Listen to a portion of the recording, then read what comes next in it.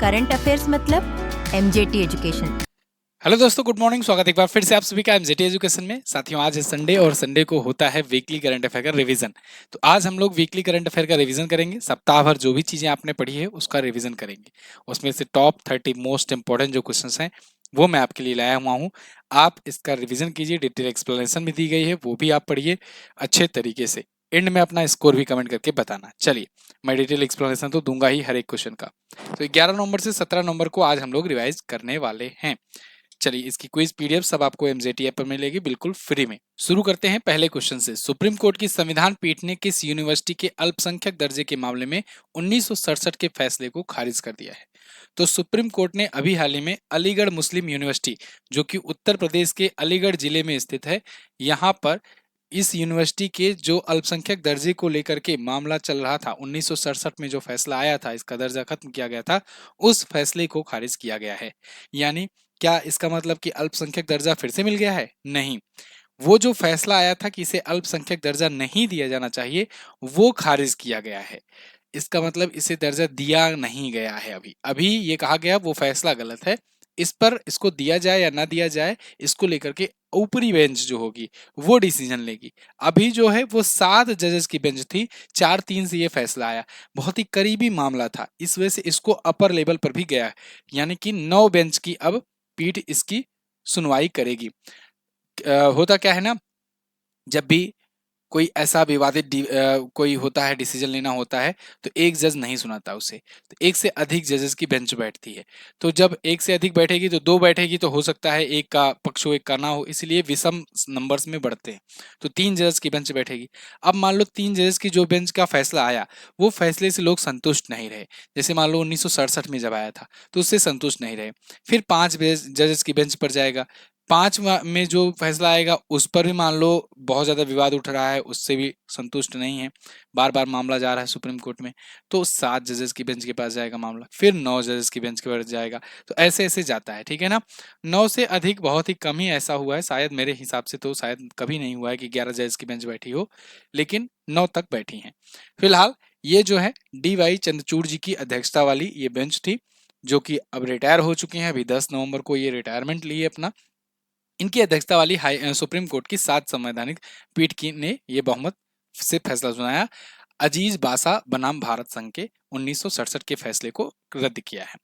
अनुच्छेद 30 के तहत इन्होंने कहा है कि कोई भी अल्पसंख्यक अपने शैक्षणिक संस्थानों की स्थापना और प्रशासन कर सकता है। ओके, अगला। हुरून इंडिया परोपकारी सूची 2024 में शीर्ष पर कौन है? तो शीर्ष पे हैं शिव नादर। शिव नादर सबसे ज्यादा परोपकारी व्यक्ति एक बार फिर से निकल करके आए हुए हैं। इन्होंने 2153 करोड़ का इस साल में, इस वित्तीय वर्ष में दान किया हुआ है। शिव नादर हिंदुस्तान कंप्यूटर्स लिमिटेड के ये फाउंडर और चेयरमैन अमरेटिस हैं। चेयरपर्सन अब इनकी बेटी हैं रोशनी नादर मल्होत्रा, ये चेयरमैन अमरेटिस हैं। सेकंड पर मुकेश अंबानी ने दान किया है, रिलायंस इंडस्ट्रीज के हैं, 407 करोड़ का दान किया इन्होंने 2023-24 के फाइनेंशियल ईयर में। थर्ड पर बजाज परिवार के बजाज ग्रुप ट्रस्ट है, 352 करोड़ का दान दिया गया।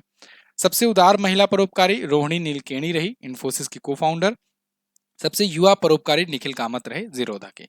अच्छा, एक और उस दिन क्वेश्चन आया था, बहुत अच्छा क्वेश्चन था, कि सर बार बार जब भी दानवीरों की बात आती है तो फिर रतन टाटा जी का नाम लोग लेते हैं कि रतन टाटा जी बहुत बड़े दानवीर थे, अपनी इतनी संपत्तियां दान करी उन्होंने। टाटा ट्रस्ट में 67% हिस्सेदारी है टाटा ट्रस्ट की, टाटा ग्रुप में, तो 67% संपत्ति जो है वो ट्रस्ट में चली जाती है। तो लेकिन जब परोपकारी की ये लिस्ट आती है तब उनमें उनका नाम नहीं रहता है कहीं पर, या टाटा ग्रुप का नाम नहीं रहता है। ये क्वेश्चन अच्छा था, इसका रिप्लाई देखो, इसका आंसर क्या है। बात ये है, यहाँ पर केवल इस फाइनेंशियल ईयर की बात हो रही है, अभी की बात हो रही है कि इस साल किसने कितना दान किया।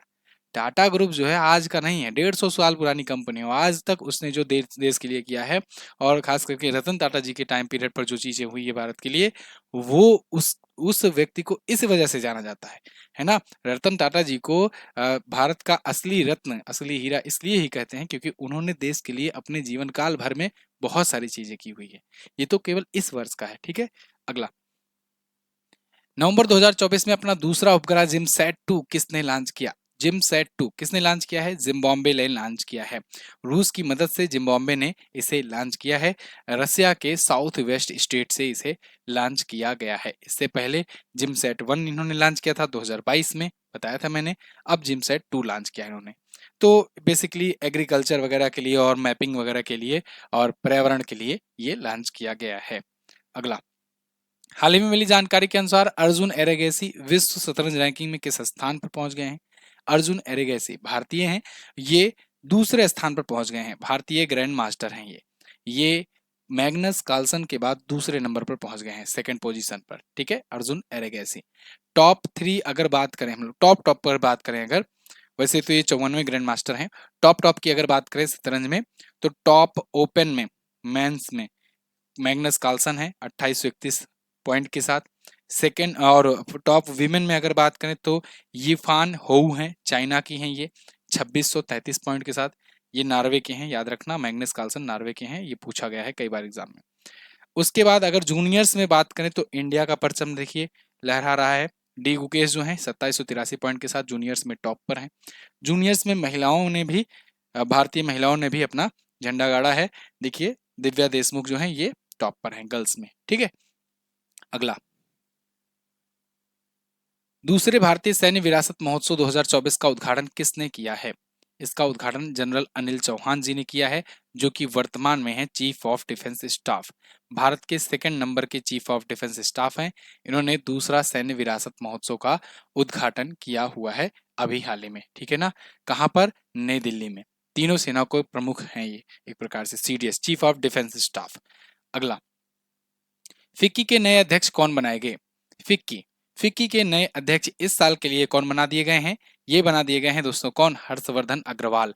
किसकी जगह पर आएंगे? अनीस शाह की जगह पर आएंगे। अनीस शाह इससे पहले थे और अब इनकी जगह पर, अनीस शाह के स्थान पर आ गए हैं अग्रवाल साहब। ये इमामी लिमिटेड के उपाध्यक्ष और मैनेजिंग डायरेक्टर हैं। फिक्की हर एक साल के लिए किसी न किसी एक बिजनेस टाइकून को, जो चीफ पद पर हो किसी के कंपनी में, टॉप के लेवल के अधिकारी होते हैं, उनको एक साल के लिए मौका देता है कि आओ फिक्की की अध्यक्षता करो। फिक्की है क्या? फिक्की मतलब federation of Indian chambers of commerce and industries. Bharat में जो चैम्बर्स है कॉमर्स के लिए, इंडस्ट्रीज है, उनका एक फेडरेशन है, एक ग्रुप है। जैसे बैंकिंग का होता है इंडियन बैंक एसोसिएशन, है ना, इन लोग का सबका अलग अलग अपना यूनियन होता है, अपना एसोसिएशन होता है। ऐसे ही कॉमर्स एंड इंडस्ट्रीज का जो है, इसके लिए यहाँ पर ये एक एक साल की अध्यक्षता मिलती है। इसकी स्थापना 1927 में हुई थी। घनश्याम दास बिरला जी ने स्थापित किया था इसे।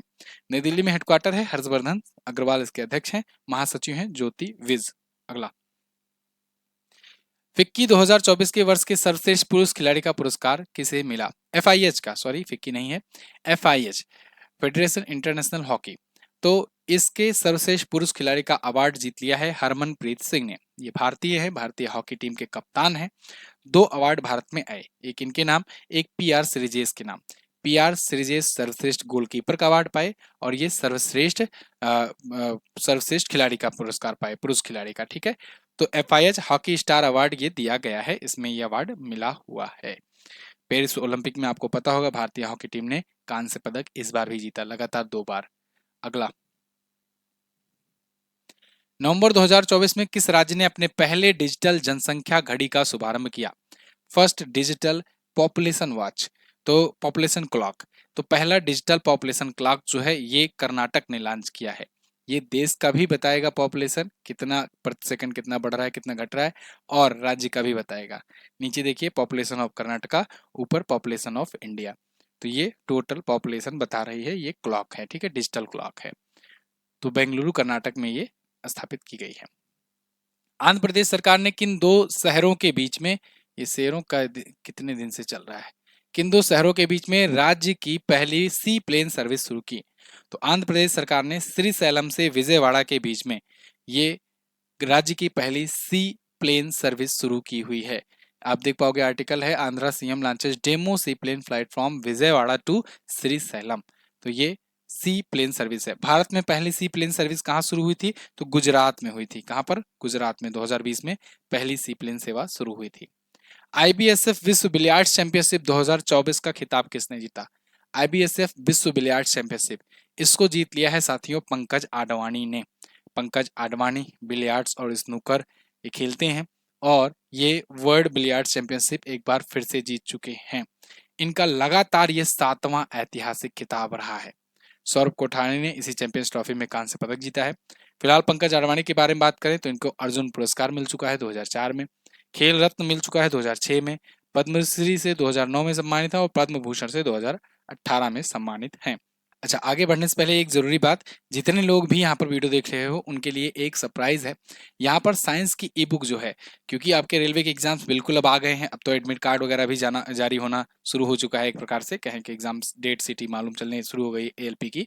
तो इसके लिए ये साइंस की ई बुक आपको दी जा रही है मात्र 20 रुपए में, सिर्फ और सिर्फ आज के लिए। याद रहे, 99 रुपए की ई बुक है, 1100 प्लस इसमें रेलवे स्पेशल साइंस के क्वेश्चंस हैं, डिटेल एक्सप्लेनेशन के साथ प्रीवियस ईयर के क्वेश्चंस भी हैं, प्रश्नोत्तर माध्यम में भी है, थ्योरी भी है जहां तक जरूरी हो सकता है। बहुत ज्यादा लेंदी ई बुक नहीं बनाई गई है, एग्जाम में लास्ट टाइम पर आपका रिवीजन करने के लिए ये ई बुक बनाई गई है। अगर आपने अभी तक नहीं लिया है तो आज मौका है आपके पास, जाइए एमजेटी ऐप पर और एमजेटी ऐप पर जाकर कूपन कोड में आपको डालना है science, SIENCE, science coupon code डालोगे तुरंत आपको ये ई बुक मिल जाएगी 20 रुपए में, दाम इसका घट जाएगा। ध्यान रहे, सिर्फ आज के लिए और सिर्फ इसी ई बुक के लिए है डिस्काउंट। किसी भी सहायता के लिए आप व्हाट्सएप कर सकते हो, वहां पर जगह जगह ऑप्शन आपको मिल जाएगा। एमजेटी ऐप पर ये ई बुक मिलेगी, ठीक है ना। MJT app Google play store से डाउनलोड करके रख लो, उसी पर आपको ये ई बुक मिलेगी। अगला, COP29 शिखर सम्मेलन कहां पर आयोजित किया गया? COP29 कॉन्फ्रेंस ऑफ पार्टीज का 29 शिखर सम्मेलन। वैसे मैं पहले भी बहुत बार इसका रिवीजन करवा चुका हूं, फिर से रिवीजन कीजिए। इसका आयोजन बाकू अजरबैजान में किया गया। COP29 यानी कॉन्फ्रेंस ऑफ पार्टीज 29, ये पर्यावरण के लिए होता है, क्लाइमेट चेंजेस के लिए होता है ना, जलवायु परिवर्तन के लिए होता है। और जो एक होता है COP16 जो चल रहा है, जो COP16 अभी आयोजन हुआ था वो क्या था सर? वो जो है कैली में कोलंबिया में आयोजित किया गया, कैली कोलंबिया में आयोजित किया गया। वो क्या है? वो आप कहोगे वो बायोडाइवर्सिटी के लिए है। किसके लिए है? वो बायोडाइवर्सिटी के लिए है, ठीक है ना, जैव विविधता के लिए है, ये क्लाइमेट चेंज के लिए है। तो ये बाकू अजरबैजान में, वो कैली कोलंबिया में, दोनों ही याद रखना, पूछा जाएगा। 80% स्टूडेंट जो क्लास नहीं लेते होंगे वो कंफ्यूजन में गलती करके चले आएंगे। 11 से 22 नवंबर तक ये आयोजित किया जा रहा है संयुक्त राष्ट्र जलवायु परिवर्तन पर सम्मेलन। 5 क्षेत्रीय समूहों के बीच सालाना यहाँ पर संयुक्त राष्ट्र का होता है। पिछली बार वाला कहाँ हुआ था? पिछली बार वाला दुबई यूएई में आयोजित किया गया था। अगला, किस कंपनी को विश्व की सबसे अस्थायी एल्युमिनियम कंपनी का दर्जा दिया गया? तो विश्व की सबसे अस्थायी एल्युमिनियम कंपनी बन गई है हिंडाल्को। हिंडाल्को यानी हिंदुस्तान एल्युमिनियम कंपनी। तो ये विश्व की सबसे सस्टेनेबल एल्युमिनियम कंपनी बनी हुई है, ठीक है। तो ये बहुत सारे सेक्टर्स में, जैसे कि अपशिष्ट प्रबंधन को लेकर के, जलवायु रणनीति को लेकर, कर्मचारी विकास को लेकर के, इन सब पैमानों में ये खरी उतरी है। इसीलिए S&P global corporate sustainability assessment ने इसे सबसे सबसे एक प्रकार से कहें कि अस्थायी एल्युमिनियम कंपनी का दर्जा दिया है। इसकी स्थापना 1958 में हुई थी, हेडक्वार्टर मुंबई में है और कुमार मंगलम बिरला इसके अध्यक्ष हैं। हाल ही में अंतरिक्ष अभ्यास 2024 का उद्घाटन किसने किया? अंतरिक्ष अभ्यास, स्पेस एक्सरसाइज, इसका उद्घाटन भी किया है जनरल अनिल चौहान ने।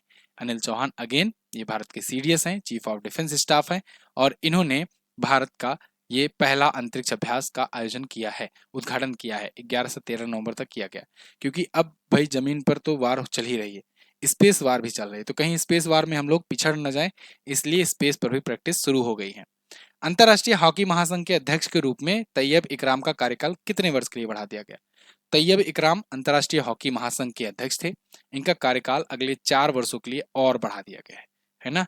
तैयब इकराम देखिए अब फिर से हॉकी को लीड करेंगे। नरेंद्र बत्रा ने 2022 में इस्तीफा दिया था, तो अब उनके बाद ये नियुक्त किए गए थे। इनका कार्यकाल समाप्त हो रहा था, लेकिन अब फिर से बढ़ा दिया गया है। लुसाने में इसका हेडक्वार्टर है, 1924 में स्थापित हुआ था। अगला, WTA फाइनल्स 2024 का एकल खिताब किसने जीता? WTA फाइनल का एकल खिताब इसको जीत लिया है कोको गॉफ ने। कोको गॉफ ये टेनिस खिलाड़ी हैं और ये अमेरिका की हैं, अमेरिका की टेनिस खिलाड़ी हैं, और इन्होंने ये जीत लिया हुआ है WTA यानी कि विमेन टेनिस एसोसिएशन का खिताब, चीन की झेंग किनवेन को हरा करके। दुनिया की वैसे तीसरे नंबर की ये खिलाड़ी हैं। ऑस्ट्रेलिया ने किसको देश का पहला गुलामी विरोधी आयुक्त नियुक्त किया है, यानी एंटी स्लेवरी कमिश्नर नियुक्त किया है? देश का पहला, अपने देश का पहला ऑस्ट्रेलिया ने। तो ऑस्ट्रेलिया ने अभी क्रिस इवांस को इस पद पर नियुक्त किया है। ये एक नए तरीके का पद है, इस वजह से थोड़ा चर्चे में ज्यादा है। कंट्री का फर्स्ट एंटी स्लेवरी कमिश्नर नियुक्त किया गया है। ये पूर्व सीनेटर रह चुके हैं और मानवाधिकार अधिकारी हैं। तो 5 वर्ष के कार्यकाल के लिए इन्हें नियुक्त किया है एंथनी अल्बनीज ने, जो कि वहां के प्राइम मिनिस्टर हैं। अगला, योगी आदित्यनाथ जी ने कहां पर उत्तर प्रदेश की पहली डबल डेकर इलेक्ट्रिक बस को हरी झंडी दिखाई? उत्तर प्रदेश की पहली डबल डेकर इलेक्ट्रिक बस है ये लखनऊ में चलेगी और चलना शुरू हो चुकी है, मतलब अब हरी झंडी दिखाई जा चुकी है। तो कमता क्रॉसिंग से एयरपोर्ट के बीच ये चलेगी शहीद पथ के रास्ते। अगला, डबल डेकर मतलब कि 2 फ्लोर वाली है ना, इलेक्ट्रिक बस होगी। केंद्रीय मंत्री अर्जुन राम मेघवाल द्वारा विमोचित पुस्तक माँ मदर किसके द्वारा लिखी गई है? तो माँ मदर पुस्तक जो है इसको लिखा है दोस्तों देवेंद्र कुमार धोड़ावत ने। देवेंद्र कुमार धोड़ावत की ये पुस्तक है और अर्जुन राम मेघवाल जी ने इसका विमोचन किया है, या कहें इस पुस्तक की लॉन्चिंग करी हुई है। देवेंद्र कुमार धोड़ावत केरल के राज्यपाल के अतिरिक्त सचिव हैं। अगला, चेन्नई ग्रैंड मास्टर 2024 का खिताब किसने जीता? चेन्नई ग्रैंड मास्टर, इसका खिताब जीत लिया है दोस्तों किसने? अरविंद चिदम्बरम ने। अरविंद चिदम्बरम, आप देखिए यहाँ पर चेन्नई ग्रैंड मास्टर को ये जीत लिए हैं। Arvind Chidambaram clinches title on super grand master debut. तो ग्रैंड मास्टर वी प्रणव पूरे टूर्नामेंट में अपराजित रहे और चैलेंजर्स का खिताब इन्होंने जीता, वी प्रणव ने। अरविंद चिदम्बरम ने किसका जीता? ग्रैंड मास्टर का। ठीक है, 2 श्रेणियों में होती है, एक मास्टर्स का, एक चैलेंजर्स का। चैलेंजर्स वाला वी प्रणव ने जीता, मास्टर्स जीता इन्होंने। अगला, किस उपन्यास को 2024 का बुकर पुरस्कार दिया गया? इस हफ्ते का सबसे टॉप का प्रश्न। तो 2024 का बुकर पुरस्कार जो है इसके लिए चुना गया है ऑर्बिटल पुस्तक को। ऑर्बिटल पुस्तक जो है बुकर पुरस्कार जीती है, लेकिन इसको लिखा किसने है? इसको लिखा है दोस्तों सामंथा हैवे ने। किसने? सामंथा हार्वे ने लिखा हुआ है। ये है सामंथा हार्वे और इनके द्वारा ये पुस्तक लिखी गई थी ऑर्बिटल, जिसके लिए ये बुकर पुरस्कार मिला हुआ है। इसमें 50,000 यूरो की पुरस्कार राशि मिली हुई है। अगर ब्रोकर पुरस्कार के भारतीय विजेताओं की बात करें तो अरुंधति रॉय, किरण देसाई, अरविंद अडिगा ये सब भी जीत चुके हैं। कब कब जीते हैं? 1997, 2006 में और 2008 में। सबसे ज्यादा क्वेश्चन जो बना है वो अरुंधति रॉय से बना है। इन्होंने the God of small things के लिए जीता था। ये क्वेश्चन कई बार एग्जाम में बना है, इसको आप रट डालो। ठीक है, चलिए। और एक अंतर्राष्ट्रीय बुकर पुरस्कार होता है, वो दूसरा चीज है। अंतर्राष्ट्रीय बुकर पुरस्कार भी पहली विजेता भारतीय हैं गीतांजलि श्री, जिन्होंने टॉम्ब ऑफ सैंड के लिए जीता था, है ना, एकमात्र भारतीय हैं। अंतर्राष्ट्रीय बुकर पुरस्कार दूसरा है, 2004 से शुरू हुआ था। बुकर पुरस्कार दूसरा है जो 1968 से शुरू हुआ था। अगला, किस अभिनेता को थाईलैंड के लिए ब्रांड एम्बेसडर और मानद पर्यटन सलाहकार नियुक्त किया गया? तो थाईलैंड के लिए ब्रांड एम्बेसडर और मानद सलाहकार सोनू सूद चुने गए हैं। ये थाईलैंड टूरिज्म को प्रमोट करेंगे। थाईलैंड ने अभी रिसेंटली, अगर आपको याद हो, तो भारतीयों के लिए अनलिमिटेड टाइम के लिए वीजा फ्री एक्सेस कर दिया था, यानी भारतीय लोग वहां पर फ्री में बिना वीजा के जा सकते हैं। फ्री में नहीं, मतलब बिना वीजा के जा सकते हैं। अगला, नवंबर 2024 में किसको भारतीय तेल निगम लिमिटेड या कहें Indian oil corporation limited IOCL का नया महानिदेशक नियुक्त किया? IOCL के नए महानिदेशक अब हो गए हैं कौन?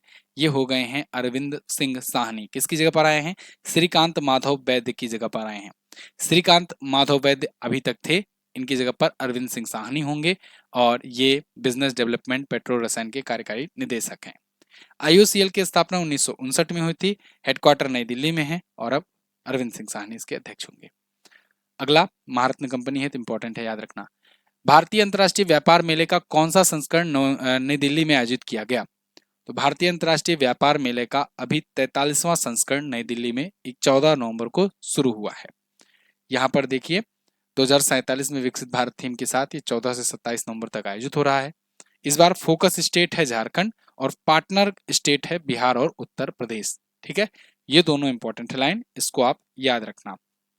अगला, 16 से 21 नवंबर के बीच भारत के प्रधानमंत्री मोदी जी की किस देश की यात्रा है, यानी किस देश की यात्रा पर जा रहे हैं? तो 16 से 21 नवंबर तक ये 3 देशों की यात्रा पर जा रहे हैं। कौन कौन से देश हैं? Brazil, Nigeria, Guyana. सबसे पहले नाइजीरिया जाएंगे, फिर ब्राजील और फिर जाएंगे गुयाना। ब्राजील में होने वाला है क्या? G21 की समिट। G21 क्यों बोला मैंने? क्योंकि G20 पिछली बार था, पिछली बार अफ्रीकन यूनियन भी जुड़ा, तो अब हो गया है G21। तो फिलहाल ये अलग अलग दिन पर जाएंगे, मतलब 16 से 21 नवंबर तक इनकी यात्रा है, जिसमें 16 से कहाँ गया, या नाइजीरिया की यात्रा पर 16 और 17 नवंबर को रहेंगे और 18-19 नवंबर को ये रियो डी जेनेरियो में G20 में रहेंगे, G21 में रहेंगे और उसके बाद फिर ये जाएंगे गुयाना में। ठीक है, चलिए अगला। विदेश सचिव विक्रम मिस्री का कार्यकाल कब तक के लिए बढ़ा दिया गया है? विक्रम मिस्री अभी रिसेंटली ही ये विदेश सचिव नियुक्त किए गए थे कुछ महीनों पहले और इनका कार्यकाल खत्म हो रहा था अभी 30 नवंबर को, लेकिन अब कार्यकाल 14 जुलाई 2026 तक के लिए बढ़ा दिया गया है। विक्रम मिस्री आपको ये दिख रहे हैं, विनय मोहन क्वात्रा जी की जगह पर आए थे। विनय मोहन क्वात्रा जी को अमेरिका का राजदूत नियुक्त कर दिया गया था और इनको नियुक्त कर दिया गया था भारत में विदेश सचिव। ठीक है, लेकिन अब कार्यकाल बढ़ा दिया गया है। ठीक है, किस देश ने पीएम मोदी को अपना सर्वोच्च नागरिक पुरस्कार अवार्ड ऑफ ऑनर देने की घोषणा की है? तो पीएम मोदी को अभी डोमिनिकन गणराज्य के द्वारा घोषणा किया गया है कि हम अपना सर्वोच्च नागरिक पुरस्कार देंगे। तो पीएम मोदी अभी यात्रा पर गए हुए हैं, वहीं पर इनको पुरस्कार दिया जाएगा। ठीक है, अब ये बात आती है कि ये पुरस्कार दिया जा रहा है वहां पर, तो क्या इससे पहले भी और पुरस्कार मिल चुके हैं? हाँ, मिल चुके हैं।